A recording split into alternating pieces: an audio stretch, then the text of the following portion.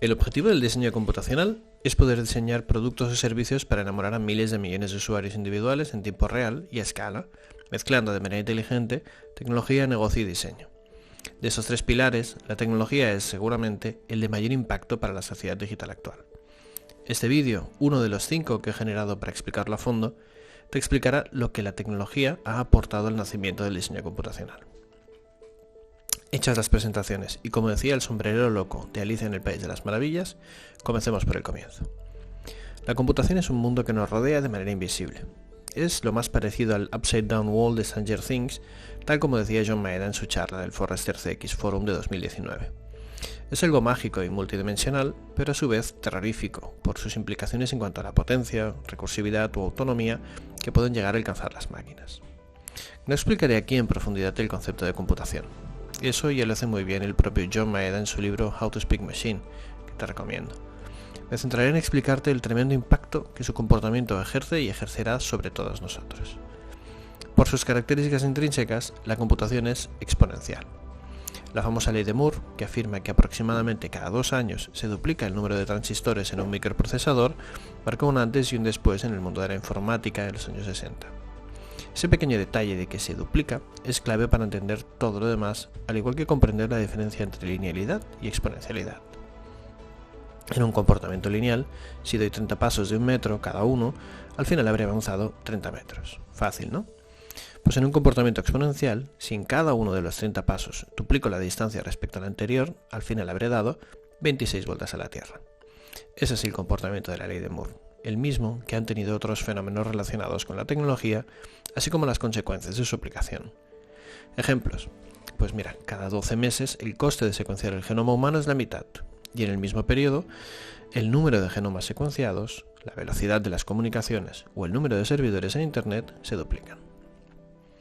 Cuando la exponencialidad de la ley de Moore y la ley del retorno o rendimiento acelerado postulada por Ray Kurzweil se juntaron, cambió totalmente el paradigma tecnológico que habíamos vivido hasta entonces. Kurzweil afirmó que los avances en un área permiten avances en otras. De esa manera, se podía explicar fácilmente el por qué en un periodo relativamente corto hemos vivido una explosión tecnológica y digital tan abrupta. ¿Cómo y cuánto han avanzado esas tecnologías digitales? Pues para responderlo, permíteme hacer un repaso rápido por las más importantes.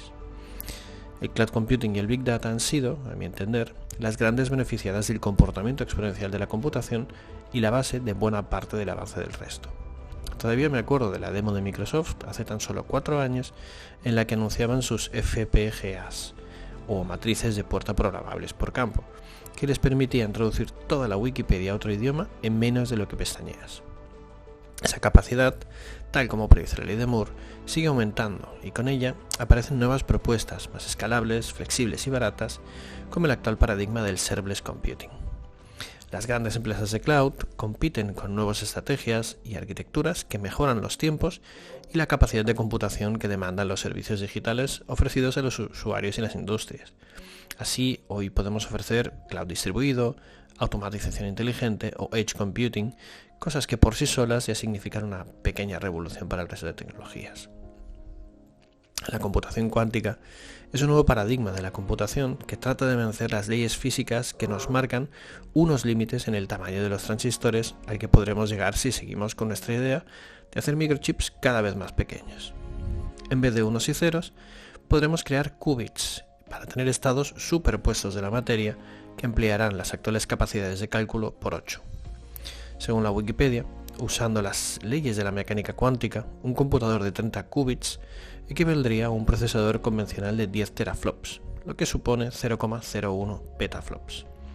Para que lo sepas, actualmente la supercomputadora Summit de IBM, la más potente del mundo, tiene la capacidad de procesar 200 petaflops, y el mismo IBM ha anunciado que lanzará en breve, de forma comercial, un ordenador cuántico de 53 qubits. Las tecnologías de experiencia inmersiva también han avanzado mucho estos últimos años. La realidad virtual, que solo podíamos ver en películas en 1992, ha evolucionado lo suficiente para traspasar los límites del entretenimiento y acercarse a usos industriales, tal como ya lo había hecho la realidad aumentada. Por si no teníamos suficiente, entre la virtual y la aumentada, apareció una nueva realidad, la mixta, Quizás el mejor exponente de sus enormes posibilidades son las gafas HoloLens de Microsoft, que te invito a probar sin dudarlo. Pese a esos avances, a mi parecer, las tremendas posibilidades de la aplicación de estas tecnologías aún no se han explorado a fondo. Creo que aún hay un camino virgen e inexplorado para mejorar sustancialmente la interacción hombre-máquina en el campo del ocio y de la industria. El Internet de las cosas es otra revolución en sí misma, sobre todo para la industria, las ciudades y la sociedad en general. La bajada de costes, la miniaturización de los sensores, la mejora de comunicaciones o una integración con la nube que ofrece unas capacidades analíticas casi limitadas sobre los datos en tiempo real hacen posible la magia. Hoy cualquier dispositivo puede volverse inteligente. Hoy la imaginación es el límite a la hora de diseñar casos en el Internet de las cosas.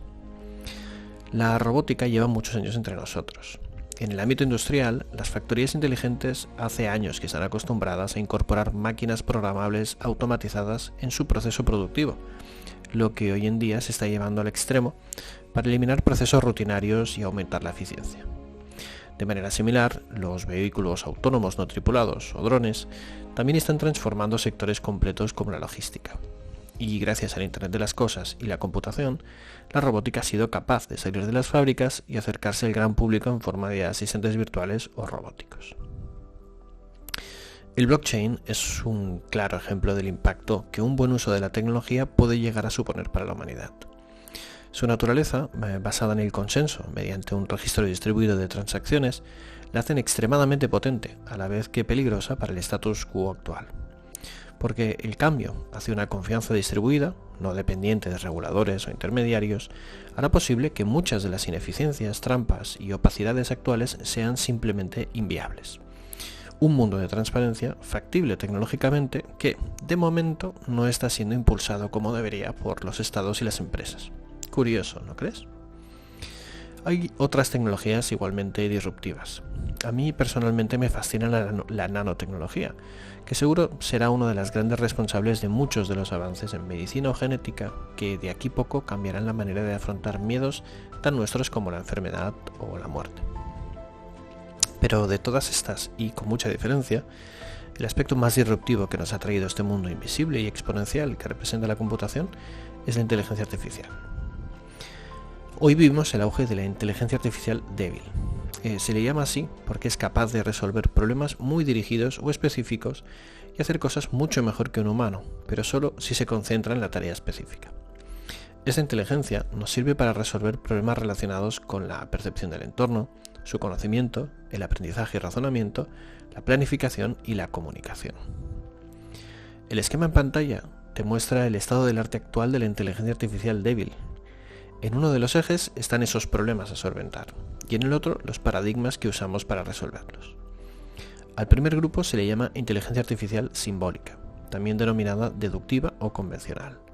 Es la primera que comenzó a estudiarse el siglo pasado, basada en representaciones simbólicas de problemas a alto nivel, en la lógica matemática y en la búsqueda.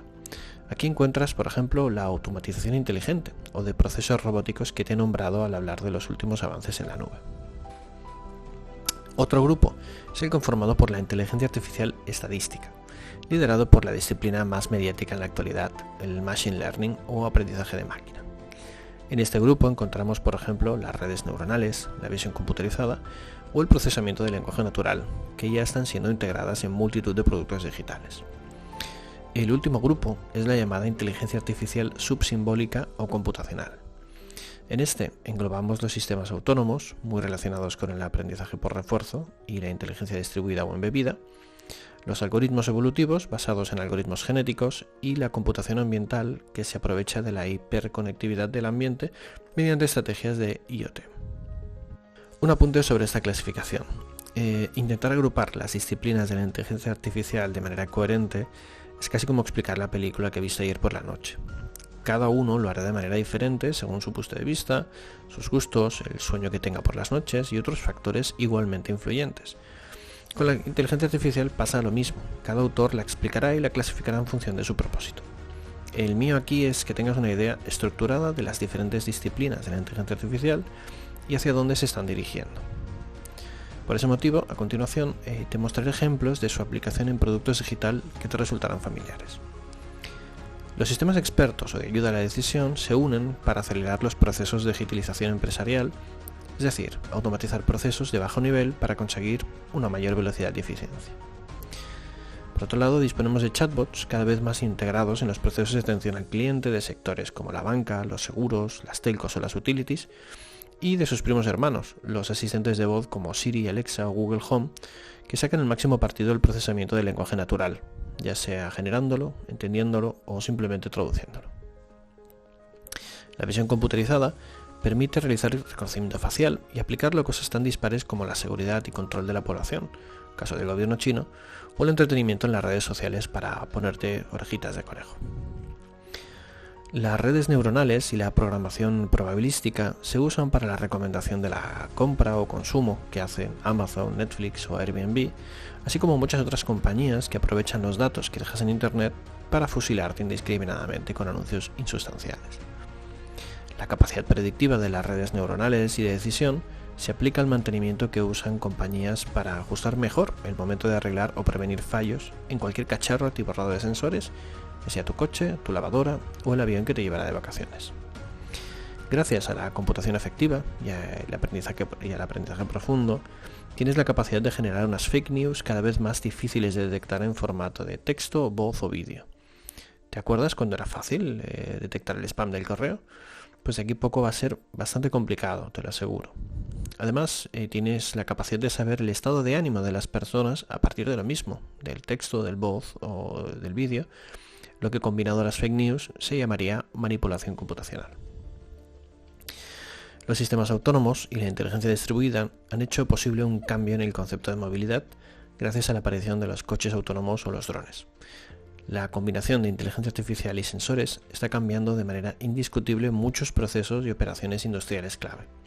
De la misma manera, la domótica es el máximo exponente de la inteligencia artificial distribuida, basada en la colaboración entre dispositivos y tecnologías.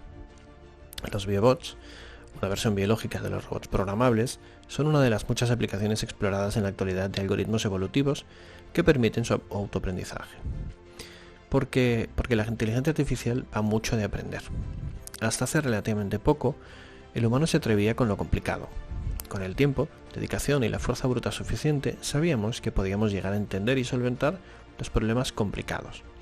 Pero no nos atrevíamos con lo realmente complejo, algo que no se podía llegar a entender y por tanto siempre quedó fuera de nuestro alcance. Hoy, sin embargo, los problemas complejos pueden ser resueltos, porque la inteligencia artificial es intrínsecamente compleja. La complejidad y el aprendizaje se han unido en una de las ramas más prometedoras de la inteligencia artificial. Para que veas hasta qué punto, voy a hablarte de AlphaGo, o mejor aún, te voy a recomendar que veas el documental de Netflix que explica su historia. En pocas palabras, AlphaGo es un algoritmo de inteligencia artificial generado por aprendizaje por refuerzo, desarrollado por la empresa Google DeepMind. Con esta rama de la IA, esta empresa se propuso crear un agente autónomo o superbot que ganara el mejor jugador del mundo de Go. Yo no lo sabía, pero este juego oriental está considerado uno de los más complejos del planeta, no por su complejidad, sino por las habilidades estratégicas necesarias para dominarlo y por el altísimo número de movimientos posibles en una partida, bastantes más que al ajedrez. Viendo este magnífico documental, podrás entender cómo es posible crear un agente inteligente débil capaz de tomar decisiones con éxito sin necesidad de conocimiento previo. Me explico. La gran diferencia respecto a los métodos más dependientes de los datos, como el análisis supervisado y en menor medida el no supervisado, es que el método de aprendizaje es principalmente guiado por un proceso de prueba y error. Esto significa que no hace falta tener experiencia previa, sino conocer cuáles son las acciones que puedo hacer y cuáles son las que mayor recompensa me dan en el entorno donde quiera aplicarlo. De esta manera, este tipo de aprendizaje se basa en gran medida en la simulación de ese entorno. Como mejor sea esta, mejor funcionará, ya que usando los rasgos de escalabilidad, recursividad o potencia de la computación que te he explicado antes, el agente buscará la máxima recompensa hasta solventar los casos a resolver de la manera más perfecta posible, seguramente mejor que cualquier humano. ¿Sabes qué es lo más intrigante de este tema de autoaprendizaje? Que AlphaGo consigue llegar a ese nivel demostrando incluso algún rasgo de creatividad, como podrás descubrir en el documental. El entrenamiento intenso en los entornos de simulación le permite enfrentarse a casuísticas no afrontadas nunca antes por el ser humano. Eso le lleva a solventar los problemas al menos igual que un humano, aplicando a veces estrategias que a nosotros no se nos habrían ocurrido, pero que son igualmente válidas. Lamentablemente por ahora, esta técnica tiene un coste económico de computación elevado, que la hace poco eficiente o rentable fuera de algunos problemas de control evidentes. Para un uso más extensivo, tendríamos que avanzar aún más rápido. Y eso me lleva a hablarte de la inteligencia artificial fuerte, o general, como le llaman algunos. Según los expertos, y aquí me paro un segundo porque no quiero parecer un charlatán de feria o un simple aprovechado de la moda digital, que hay muchos. Cuando hablo de expertos, o los que saben de esto, me estoy refiriendo a la comunidad científica que está diariamente lidiando con estos temas de manera mucho más profunda que yo.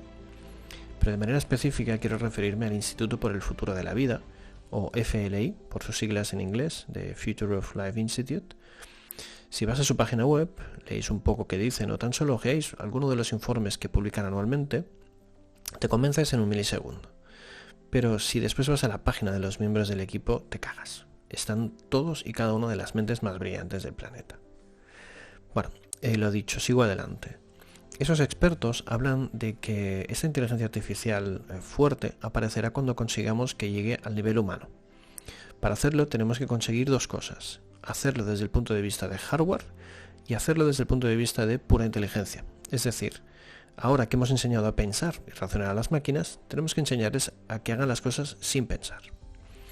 En cuanto a la parte hardware, hoy ya hay disponibilidad técnica de máquinas con una capacidad para realizar cálculos totales por segundo igual a la humana.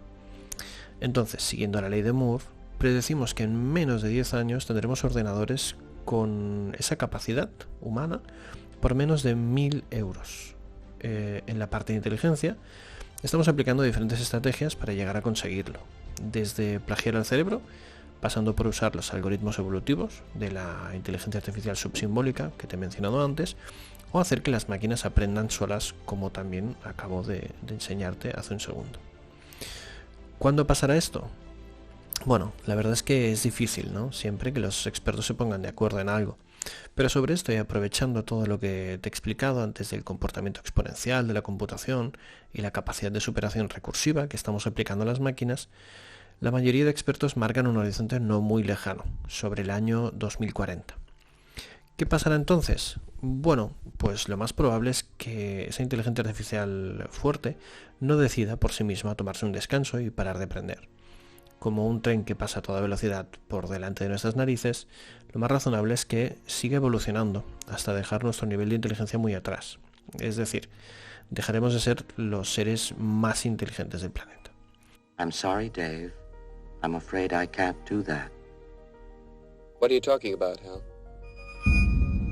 This conversation can serve no purpose anymore. Goodbye.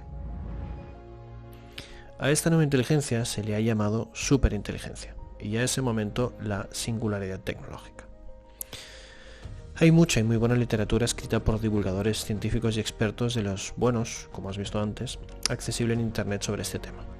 Yo no quiero extenderme aquí, no es el objetivo de este vídeo, pero sí que quiero recomendarte que leas un libro de uno de los fundadores del instituto, Max Tegmark. El libro se llama Vida 3.0, Ser humano en la era de la inteligencia artificial. Estoy seguro que cambiará tu manera de entender la vida que estás viviendo hoy en día. Te aconsejo todo el libro, pero para mis loables propósitos de enseñarte qué es el diseño computacional, me basta con que leas el prólogo solamente. Cuando lo hagas ya lo entenderás. De manera simple, lo que estoy intentando decirte es que la computación ha provocado que el progreso de la humanidad, gracias a la tecnología, deje de ser lineal. Si lo fuera, como gran parte de la sociedad crea a pies juntillas, esperaríais un avance paulatino de las tecnologías de manera similar a cómo ha ido sucediendo en los últimos 30 años. Esta es tu referencia. Lo que no te das cuenta es que los comportamientos exponenciales son abruptos, no avisan. Un día estás tan tranquilos con tus gadgets y servicios digitales y al cabo de unos meses comienzan a llegar una avalancha de nuevas mejoras y cada vez más y más. La gráfica que te estoy mostrando me dice que no te esperas ni de lejos lo que va a llegar en los próximos 30 años. Pues imagina ahora que te digo que los que de verdad pilotan el tema en esto de la computación, la tecnología o la inteligencia artificial, los que de verdad pueden generarla mediante programación, representan el 0,33 de toda la población mundial. Entenderás ahora lo crecidos que se pueden llegar a poner los tecnólogos en la era de la transformación digital. Eso, en buena parte, les ha llevado a tratar de solucionar todos los problemas de la humanidad, los que de verdad lo son y los que ellos creen que son. Diferencia aquí los grandes problemas o retos de futuro para la humanidad, que el mismo Instituto para el Futuro de la Vida marca claramente, y estos son el cambio climático, las armas nucleares, la biotecnología o la inteligencia artificial en sí mismo. Me estoy refiriendo, con el término problemas, a todas aquellas chorradas que se están inventando por el mero hecho de que tecnológicamente son posibles, y no a lo que de verdad genera impacto, valor y experiencias persistentes en las personas. Muchas de ellas tratan de simplificar las cosas del humano, pero muchas veces sacándolo de la ecuación, para que no moleste. La mala noticia es que los tecnólogos, solucionistas o no, tienen un mal ratio de éxitos tratando de solventar problemas. Muchos indicadores públicos relacionados con la tasa de éxito de los proyectos e iniciativas digitales dan números realmente malos. El máximo que encontré, quizás exagerado, hablaba de hasta un 70% de proyectos digitales que no salían bien, es decir, que o bien no acababan o que nadie acababa usando. En una de las entradas de mi blog hablo extensamente de ello, de las razones, de los pecados y de las soluciones, por lo que no me voy a extender más. Tan solo quédate con el dato: las personas que más controlan de todos los temas de tecnología que te he hablado hasta ahora no saben materializar toda esa magia con demasiada eficiencia. ¿Quieres saber qué han hecho las compañías y consultoras tecnológicas para superar ese escollo? Si lo han hecho bien, si lo han hecho mal, ¿estaban alineadas sus expectativas con la gente de diseño y de negocio? ¿Cómo han reaccionado estos a todo el tsunami digital? ¿O acaso no se han enterado de que hay uno que se les viene encima? Bueno, pues ya te avanzo que muy bien no es que lo hayan hecho. Alinear expectativas y velocidades es un tema complicado, y comprar diseño a golpe de talonario sin importar mucho los demás tampoco es la solución. La industria del diseño se ha movido, pero a su manera y no como empresas y startups demandan.